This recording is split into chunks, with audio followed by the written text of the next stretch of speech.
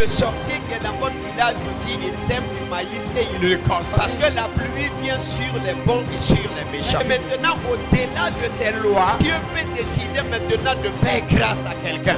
Ou dans ton champ, il y a quelque chose qui se produit là-bas, qui ne peut pas se retrouver dans les autres champs, qui ne peut pas se retrouver dans les autres lieux de travail, qui ne peut pas se retrouver dans d'autres maisons, qui ne peut pas se retrouver dans d'autres vies. C'est ça qu'on appelle la grâce.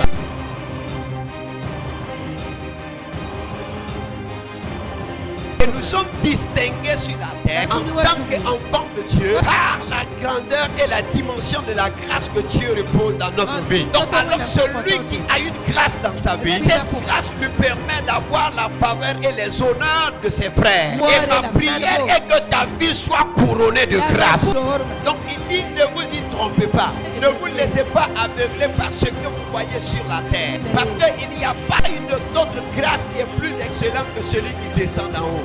Et il a mentionné ici du Père des Lumières. La lumière ici, c'est la connaissance. Parce que lorsque tu as la connaissance, tu es éclairé. Mais le Père des Lumières, ça veut dire que toute personne qui prétend être dans une connaissance, dans tous les niveaux, alors il y a maintenant un Père qui est assis sur le trône. Lui, sa lumière, sa connaissance, sa révélation est au-dessus de tout ce que vous voyez. Donc alors si ta grâce a été attribuée par ce Père, personne ne peut te résister, personne ne peut te contredire, personne ne peut éteindre ta lumière. Que cela soit réellement imputé dans votre vie ce matin, que cela soit inséré dans votre vie ce matin, que le Père des Lumières vous accorde cette grâce dans le nom de Christ Jésus.